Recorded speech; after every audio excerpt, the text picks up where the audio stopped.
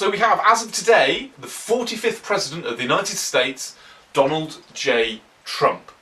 Now, given everything, it's amazing that we've got this far, and I'm still waiting to hear on the radio that somebody's tried to assassinate him or whatever. We even had CNN today playing out sort of a scenario as if what would happen if Donald J. Trump was assassinated today, and who would be the sort of interim president and all of that. Quite shocking, to be honest.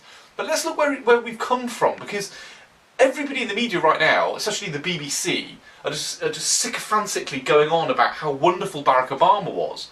Now, don't get me wrong, Barack Obama was a very good speaker, and he was very statesmanly. But did he actually achieve anything?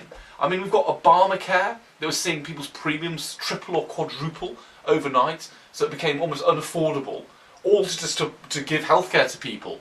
But really, it was just to give money to insurance companies. Everybody knew that.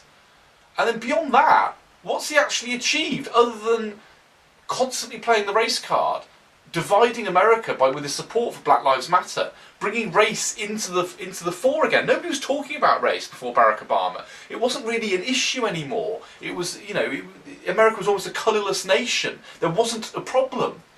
And then, as soon as anything happens, like, some criminal gets shot, immediately Barack Obama's like saying, oh, that could have been my son, and, oh, it's like, the police are racist, and all the rest of it. Not really sort of seeing the irony of the fact that he was in charge. I mean, the buck stops at you, mate. If the police are supposedly racist, which, of course, we know they aren't, because if you look at the stats, they're not, well, whose fault is it?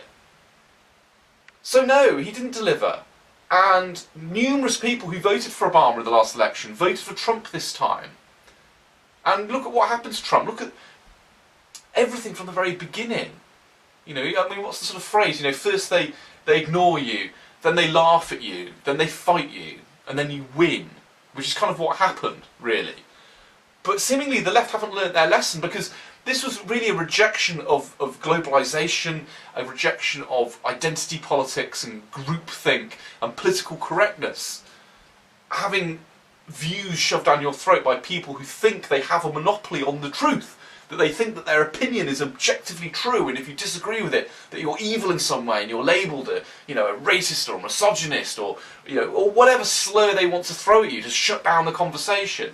And they haven't learned from that, because it's just carried on all the way through. Right today, you just hear on the BBC talking about how racist he is and how terrible he is, even though they've got no evidence to back up what they're saying. He's just expressing an opinion that they just happen not to like. They tried throwing out the idea of there being electoral fraud, because of course Trump mentioned electoral fraud, didn't he, before the election, because he was worried about it. And what happened afterwards? Well, they had a recount of various states, and Hillary was involved in funding that to a certain extent. And what did they find? They found that he actually won by a higher margin than they thought they did, so they kind of threw that out the window. So then they're like, oh, it's Russian hackers, and they won the election for Trump because they hacked Hillary Clinton's email. Not seeing the irony that if they did hack her email, then that's her fault for having an unsecured email server, and that's why she's supposed to be in prison right now, because she was, not respecting the security of very important government infrastructure. So if they had hacked it, then that's an indictment of Hillary, that's not an indictment of Trump. And then you look at what was in the emails.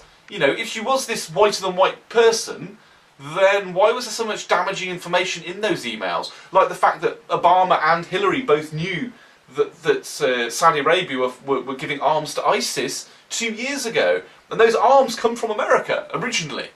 All this sort of stuff. And then after that, what do we have?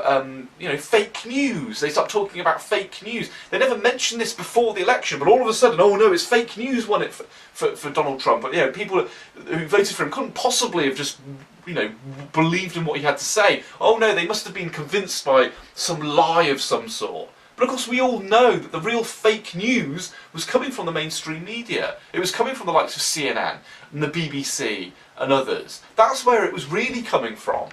They weren't even mentioning a lot of stuff. I mean, the BBC were only talking about fake news today, and they didn't see the irony of the fact that they in their own Radio 4 programme at lunchtime, where they've got some guy comparing Donald Trump to various previous presidents, and they were referring to how he had boasted about sexually assaulting women.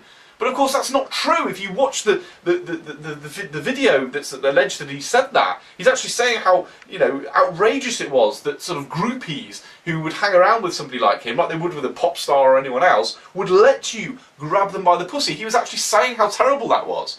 So the BBC were actually propagating fake news only today, and then later on talking about fake news as if it's like a terrible thing. So we've got that, and then we've got, you know, the sort of Pissgate story, which is just something dragged out of BuzzFeed and sent out there. And it's obviously, that, you know, that wasn't really true. I mean, that was more fake news, considering that, you know, the story was that he got a couple of prostitutes to wee on a bed that Barack Obama slept in because Barack Obama slept in it. I mean, who believes that? I mean, if they'd said, oh yeah, he's just got a bit of a kink, he likes to lie in the bath while women wee on him, that's believable. People have that. Some people do stuff like that. But to say that he just did it just to spite Obama, I mean, it's obviously not true. Anybody can see that. So it's just been coming at him from all angles, constantly from the beginning. Nobody took him seriously. But he flew through the primaries, destroyed the opposition, and went on to become president. Everybody was against him. The mainstream media, the Democrats, the Republicans, everybody. But what did he do? He took both houses in the Supreme Court and he won the election. And now it's time to make America great again. But it's funny because you see right now, these people on the left who are rioting in the streets, attacking the police. I mean, what are they even protesting against? Democracy? It's like they have this mentality, and we've seen it before, haven't we? When I'm doing videos about, you know, certain people, you know, certain vegans and animal rights activists and, you know, people like that generally, like feminism, Black Lives Matter, all this stuff. It's like a sort of weird leftist mindset where they really believe they have a monopoly on the truth, and they think if you divert away from what they consider to be the truth, you know, you're evil and terrible and there's some crime has been committed. It's like they have no integrity whatsoever, like none. Because a real decent person would say, right, yeah, okay, I strongly disagree with the views of the people who voted for Trump, but, you know, I live in a democracy, well, not a democracy actually, a constitutional republic, but I live in this constitutional republic, and the majority of people disagree with me, and therefore, you know, we've got to make the best of it and support the new president going forward. That would be a demonstration of integrity.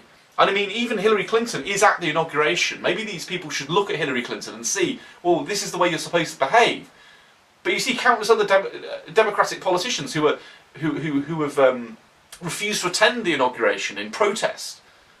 Again, those people, in my view, don't deserve to be allowed to run for office ever again. They're effectively traitors because they've demonstrated they don't agree with the founding principles of the Republic by doing that. And then we've got Brexit here, and you know, we've got Theresa May getting a really hard time about the way she's been going about it. But all she's really done is delivered what the people asked for, and people forget that, again, Theresa May didn't want to leave the EU. But because she has integrity, she's like, okay, I didn't agree with this, I didn't want this to happen, but now it is happening, I'm going to make sure it does happen, and it happens properly, because I believe in democracy and I believe in the will of the people.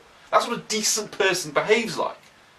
But here we have this generation, I mean, I guess, you know, a lot of it's millennials, I suppose, I don't know, sort of generation snowflake mentality, but they just have to have their own way, otherwise they have some sort of tantrum.